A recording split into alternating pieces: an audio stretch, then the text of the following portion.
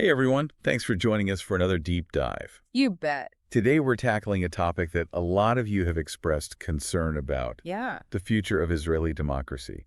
And we're really lucky today hmm to have some incredible sources to dig into. Absolutely. We've got firsthand accounts from Yeah. Dina Zilber, who's the former Deputy Attorney General of Israel, Wow. and Prof.Amnon Reichman, a leading scholar in constitutional law. So really top-notch folks to hear from. Absolutely. And, as Jewish Americans who I know care deeply about Yeah.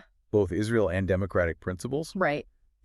I think these sources are going to really give us some clarity on what's happening over there. For sure. And I think what's striking right off the bat is how Dina Zilber frames this. Okay. She uses this term, a two-pronged assault Wow. on Israeli democracy, and that's pretty stark. Yeah, and that's one of the things that I found so alarming when I was reading through these sources. Right. Is just how she really emphasizes that the current security situation, Yeah. with the war in Gaza and everything that's happening, it's creating this environment where civil liberties can be eroded very quickly. It's like, that saying, never let a good crisis go to waste. It's chilling. It really is. Yeah. And she uses a really pointed example, Oh, looking at what happened during the COVID-19 pandemic oh, right. and how quickly freedoms were curtailed. Yeah, and that's the thing that's so scary is that, Yeah. it can happen so quickly. Right. And then you don't even realize what's happening until it's too late. And that's why the second front that she talks about is so concerning. Okay, the judicial overhaul. Right. So Yeah. this isn't just tinkering with a few laws. Right. She's talking about really dismantling the checks and balances Yeah. that are crucial to any functioning democracy. And one of the things that I was thinking about when I was reading her account is it's kind of like, if you imagine a group hijacking a car, Okay. but they keep the paint job the same. Uh-huh. So it looks like the same car, but they control where it goes. It's And that's kind of, stealthy takeover. yeah, that's that stealthy takeover. That's what's scary about this whole concept of constitutional capture. Yeah. Like, the system seems intact, Right. but the power dynamics have shifted dramatically. Yeah, let's actually unpack some of these specific reforms that Yeah. Zilber talks about because they're really intense. For sure. So she mentions proposals that would allow the Knesset, which is Right. Israel's parliament, Israel's parliament, yeah. to override Supreme Court decisions with a simple majority. And that Which just sounds like a recipe for disaster to me. it raises huge red flags. Yeah. I mean, if the legislature can just easily overrule the highest court, Right. that undermines the whole separation of powers. Yeah. Which is like, democracy 101. Yeah, exactly. Like, that's a cornerstone. And she doesn't stop there. Nope. There's also this discussion of reconfiguring the Judicial Selection Committee, giving politicians more control over who gets appointed to the courts. So stacking the deck, essentially. Yeah, and then she even mentions that there are these reports of attempts to replace Oh, yeah. key figures in the legal and security apparatus. Right. Like the Attorney General, the IDF Chief of Staff, Mm-hmm. even the head of the Shin Bet. So basically anyone Yeah. who might stand in their way. And it just seems like textbook It is. power consolidation. Classic power consolidation. Yeah. And it's like, if you control the institutions responsible for upholding the law and security, Right. then you've basically neutralized any checks on your power. And it's scary. It is. So I want to shift gears a little bit. Okay. Because Professor Reichman dives into a different but I think very connected aspect of this. And he talks about the rise of what he calls toxic Zionism in Israel. This is a really powerful term. Yeah, and I think it's important to understand what he means by it. Right. So essentially, he's arguing that this ideology prioritizes religious and national agendas over democratic principles. It's like sick. So it's like, We want a Jewish state, yeah, but maybe not a fully democratic one. right. And that's what's so troubling about it, is that it seems like there's this willingness to compromise Right. on those democratic values Exactly. in order to achieve. Reichman argues that this vision of Israel Right. sees its Jewish identity and security as paramount, Yeah. even if it means compromising on those values of a liberal democracy. And what's really alarming is he sees this gaining traction within certain segments of Israeli society. Right. It's not just a fringe idea anymore. Right. And to help us kind of grasp the gravity of this, Yeah. he draws these parallels to what's been happening in other countries, Oh, right. like Hungary, Turkey, Poland. Places that we've seen democratic backsliding. Right. And it's that constitutional capture idea again. It's this pattern Yeah. where you see this happening in other parts of the world. Right. And it's those in power gradually dismantling those checks and balances. Right. And so it's not just about specific policies or personalities. Right. It's really a deeper shift. Yeah, it's a deeper shift. In the underlying values and principles that govern the country. It's about the DNA of the country changing. Which is really scary. Yeah, it is. And I think, both Zilber and Reichman offer some really interesting insights into what might be driving this agenda. So let's get into that. Yeah. What are those forces behind this push towards a less liberal, less democratic Israel? Zilber uses this phrase, a coalition of privilege. A coalition of privilege. Which is such a striking phrase. And she identifies three main groups that stand to benefit from this erosion of democratic norms. I feel like I can guess. Okay, go for it. So politicians facing legal troubles. Yes. Ultra-Orthodox. Yes. Settler groups. You got it. Okay. So it's not about a single ideology taking over. It's this convergence. It's a convergence of interests. So let's break it down. Okay, so politicians, especially those facing corruption charges, they see weakening the judiciary as a way to avoid accountability. Stay in power and stay in power, Which makes sense, but it's pretty cynical. Oh, it's incredibly cynical. Yeah. But cynicism often goes hand in hand with power. Right. And then you've got elements within the Haredi community, the ultra-Orthodox, who see this as an opportunity to advance their own interests. Things like exemptions from military service for yeshiva students. Yeah. Greater influence of religious law.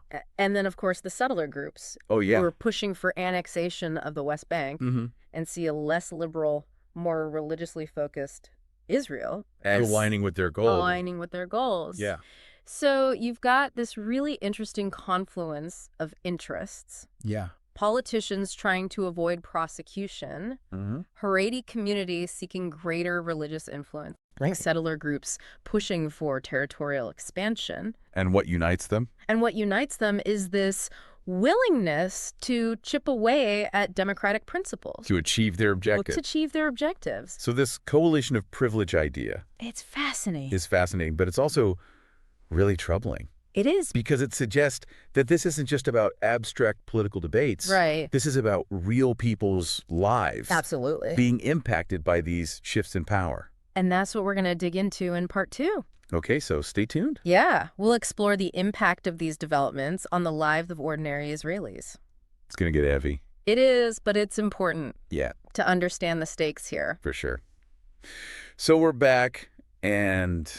yeah, I'm feeling a little bit heavier after that last part. Yeah, it's heavy stuff. This whole coalition of privilege idea, it's pretty disturbing. It is, and what Zilber is really warning us about is the erosion of equality in Israel, and she's not talking about some abstract legal concept.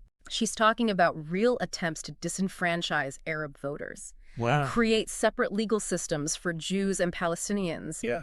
Weaken the institutions that protect minority rights. You know, I got to say, as a Jewish American, that's particularly disheartening. Yeah. You know, this idea of a Jewish state that doesn't uphold the values of equality and justice for all its citizens. Yeah. That's not the Israel that I want to see. And it's such a stark contrast to the vision of Israel that many of us grew up with. Yeah. A vision rooted in those principles of democracy and human rights. And she also argues that this erosion of equality isn't just a domestic issue. Right. It has these international ramifications as well. Exactly. And she specifically mentions those arrest warrants. Oh, yeah. That were issued against Israeli leaders by the International Criminal Court. Huge deal. That's a huge deal, right? Yeah. The ICC doesn't go after democracy. They don't go after democracies. Right. They only step in when a country's either unwilling or unable to prosecute serious crimes. Within its own borders. Right. So the fact that these warrants were issued sends a very strong signal about the international community's concerns. Yeah, and it's not just about bad PR. No. These kinds of actions can have real consequences for Israel's standing. For sure. You know, its relationships with other countries, its economy, its security. Absolutely. Israel relies heavily on its alliances with democratic nations for trade, for diplomacy, for military cooperation. And if those relationships are strained by these concerns over human rights abuses.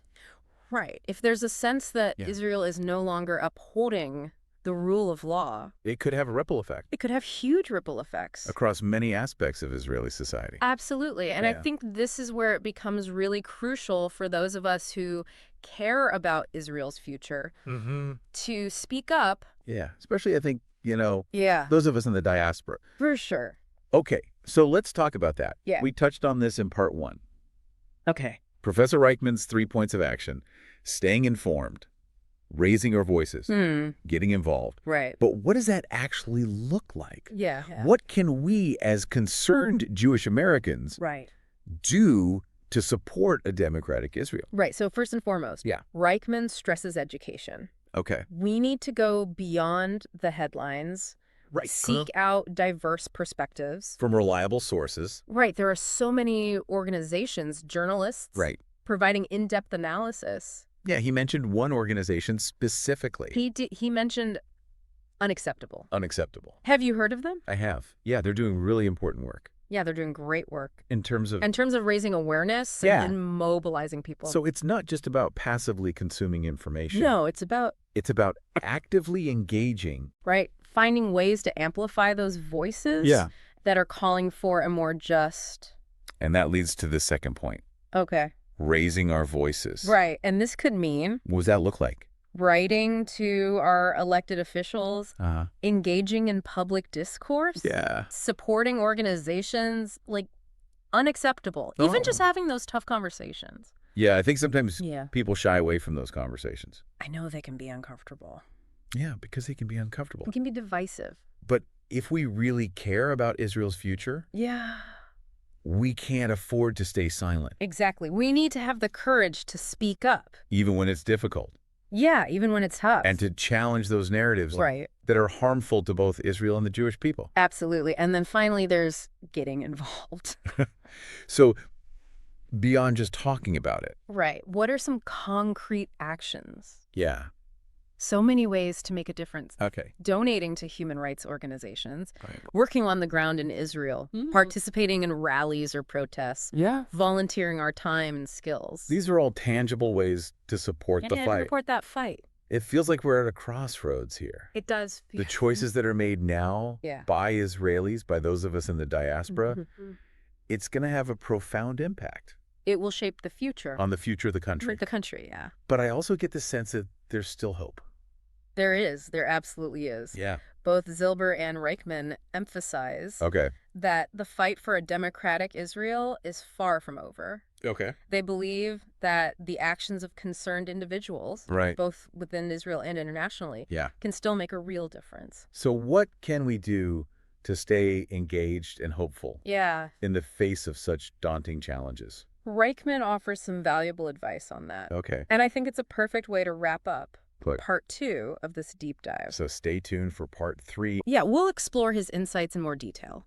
All right, we're back for the final part of this deep dive. And I'm feeling a little bit more optimistic than I was at the end of part 2. Yeah, me too. It's been heavy. It has. But I'm starting to see that glimmer of light. Yeah, there's definitely hope. So you mentioned Professor Reichman had some advice on staying engaged and hopeful in the face of all this. Right. He said something really powerful. Okay. He said, "We are in the midst of a global battle over the very definition of Zionism." Wow. And I think he's right. We're seeing these two competing visions. Okay, so let's talk about that. What are those two competing visions? So on the one hand, you've got that toxic Zionism that we talked about. That Reichman describes. Right, where it prioritizes those religious and nationalist agendas. Over democratic principles. Exactly, and it often views compromise as weakness. Right, sees the world in very black and white terms. Exactly, very us versus them. Okay, and on the other hand? You have a vision of Zionism that's rooted in the values of a liberal democracy.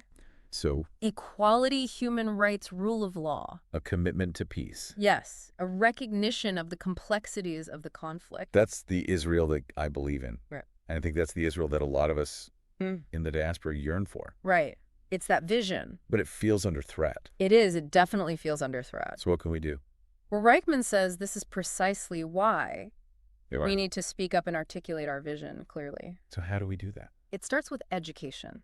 Okay. Being well-informed, right? Able to articulate our perspective thoughtfully, Yeah. Engaging in those difficult conversations. Even within our own communities?